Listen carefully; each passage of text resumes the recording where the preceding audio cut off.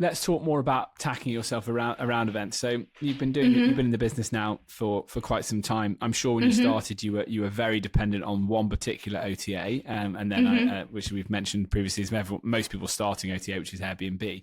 How's that evolved and changed in your business, and what ways have you found to minimize your reliance on Airbnb?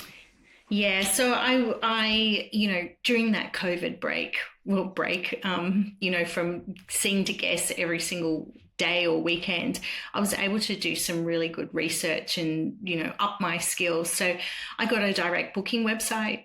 I learned all about marketing my business, creating and not relying on the OTAs. The OTA was amazing for me. It just worked. We were fully booked. But as we've come out of COVID and, we all had that gold rush period, again, it was great. I was getting more and more direct bookings because of the marketing that I was doing. I started doing social media, had a Facebook and Instagram page, and people were starting to find out who I was, and also getting return guests, lots and lots of return guests. And I started doing some collaborations within the village. So that's one thing that I would, I kind of promote that I do, is I get the local village involved in my business, because it's purely is a collaboration. So I've gone to the local butcher. I bring in up to 92 visitors every weekend. So I've gone to the butcher and I've said, right, why don't you create these breakfast packs? I'll promote you. I don't get anything for doing that. But what it's doing is it gets the butcher on my side to promote my business. And likewise, it's a collaboration. So my guests are happy. They can go to a beautiful country butcher's and get their breakfast for the morning. How do you feel the industry has changed in the short time that you've been involved?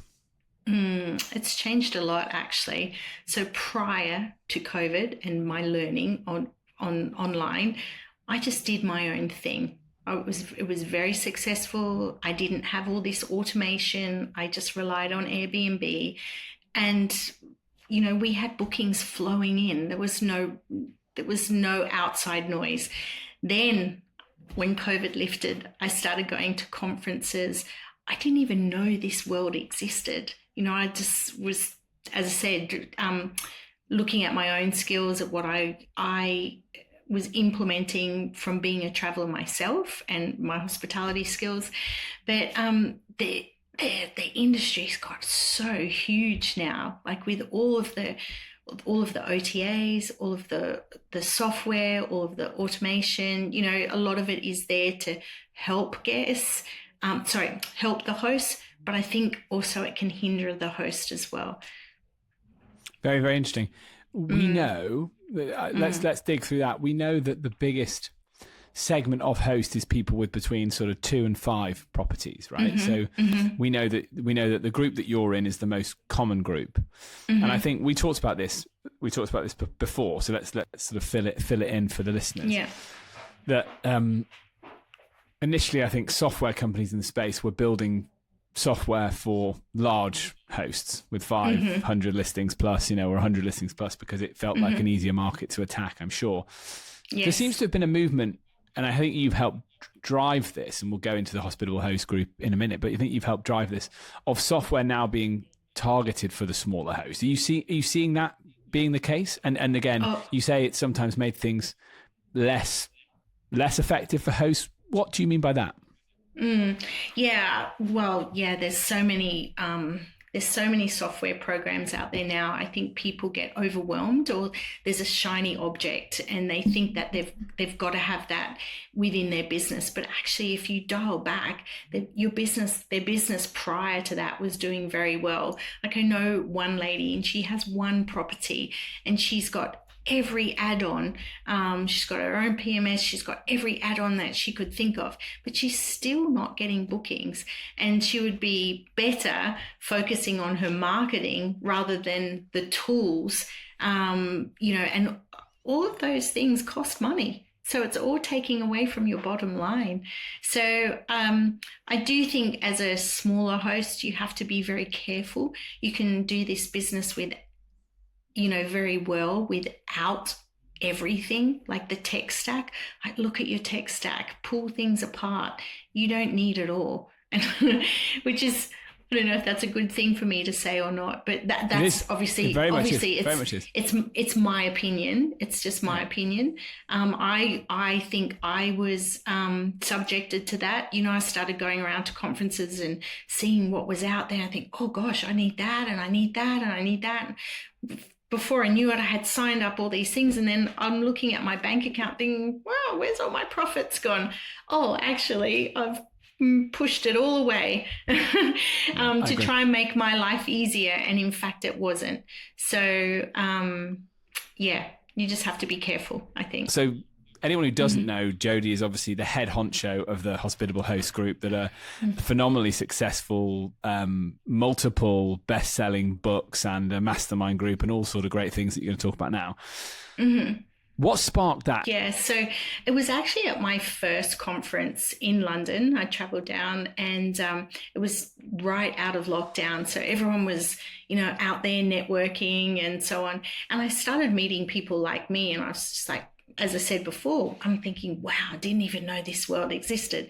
But as I started to meet other hosts, I realised that they'd come from all different backgrounds, and people were in this industry and they either weren't educated in hospitality. And for me, I think the core of this business is hospitality, but people had come through from all different walks of life. They either had to pivot their life somehow, or they, like me, had a property that they just stuck up on Airbnb and it became successful, or they went into it full on as a business. And I was just really interested in listening to their stories of how they got in the industry. And do you feel that at that stage, everyone else in the group was having a similar experience, right? They'd just come out of lockdown, felt a little bit like they were the only person doing it. So it was all a bit like a big group therapy session, really, isn't it? It was actually. It totally was. Yeah. So what happened when I started meeting these people, I thought, well, how can I... And I knew nobody in the industry at all. So I was listening on Clubhouse, getting to hear again everybody's stories from around the world. And I just thought to myself, how can I develop a core group, or how can I get to know these people? How can we share these stories? Because for me, I found their stories really inspiring. And I thought, well, okay, how about I gather a group of people and ask them if they'd like to be in a book and share their story of how they got to be in the industry. And it was to promote the industry as well. I thought it was a really good way to do that and really form a community. And the community it formed with the people that jumped into the project was phenomenal. So you've gone from simply attending other conferences and writing a book to hosting your own. Why do you feel that the industry or your community in particular needs its own dedicated conference? So what's driven me to put it together is, for the last 3 years, I've been attending conferences all around the world. I've seen you at many of them. And as we've been at those conferences, we've been having book launches and having lots of great fun. But when I got to the conferences, there's a lot of people talking about occupancy rates, revenue management, automation. My PMS is the best. This is the best. That's the best. But nobody was talking about hospitality, which a lot of people think we're property managers, but we're actually in the hospitality business. Well, that's my thought of it. I'm a hospitality business. I'm not a property manager. I look after people as well as properties. So there was a key thing missing, and I just felt that we could bring in the group of hospitable hosts, who are all really key people in the industry, to be able to help educate other hosts in hospitality skills. I love this, because raising the standard of hospitality only helps our industry grow and further professionalise. Do you feel then, at the moment, there is a distinct lack of hosts focusing on hospitality across the board, or is it just that they're just not having the light shone on them and the opportunity to improve by sharing experiences? That's a really great question, Leo. I think it's both. I think there are, many hosts out there in the world who are successful.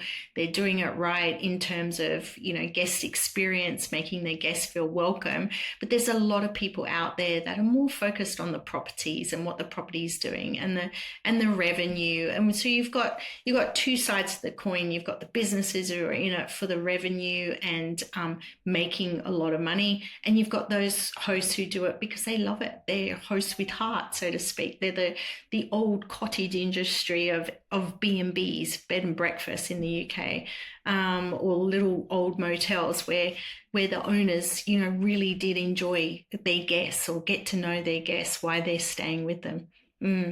So I do think there's two sides to it.